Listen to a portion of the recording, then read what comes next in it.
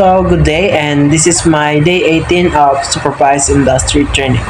So, in the morning, naghinlo ako sa gawas, sa mall shop, and then nagtapo-trapo ko, naggamit ko itong feeder dust. And then, after naghinlo, nagtabang ko ni Kuya Clint kung saan ayo sa pag-ayo sa loading machine.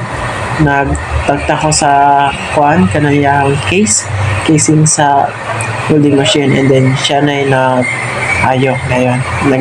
Nag-observe ako niya. And then after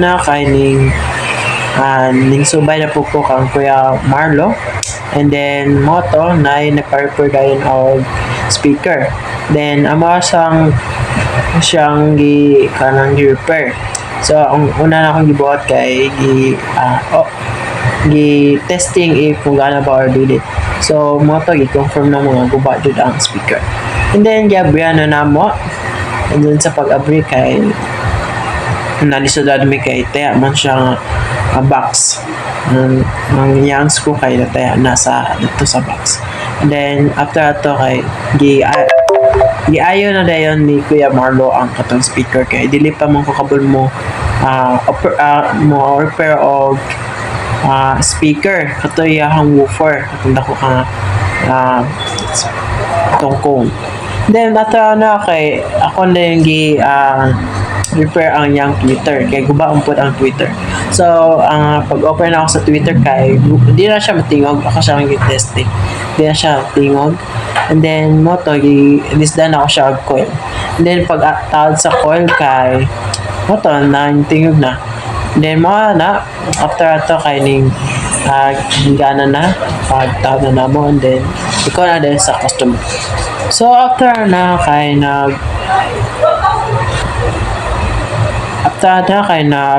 ayaw na po og electric fan. But suddenly along the way kay ang motor kay guba kay putol-putol sunog man to siya. So motor walang gipadayon, and then ako nang gibalik ang motor sa electric fan and mga gisulod. Kay need siya og change og motor kay guba man to siya. Mahal na ba ang motor kay 490 na ba to siya isa, pero ako na siya buo na. So after kay naniod to na may, and then pagbalik na mo in the afternoon kay may assign ko nga magtabang og abri sa Bluetooth speaker or katong radio bitaw. Kato siya, 2 type nito siya. So dali naman to na ako gi-repair siya. Itabang na po ko ni Kuya Marlo kung sa pag-prepare. And then ang iyang volume na di ang gubato. So after na ako pag oil ato sa volume kay medyo ning taya na siya, moto ning gana na. So wala na ako gipabayad ang customer kay dali. Na kay ning nagsulda din ko sa woofer na device mo to. Siya, first time na ko to siya nakita ng device. Na-day siya yung atong device nga woofer lang. Speaker yapon to siya. Una to is ang transistor. Ba't ko ba transistor nga akong ikuha? And then, check, testing na ko yung gana ba. And then, duha ka buok ang guba. And, pag humana na kaya ako nang ibalik. And moto ni ko na siya. Then yatra po ko ni Kuya Joseph yang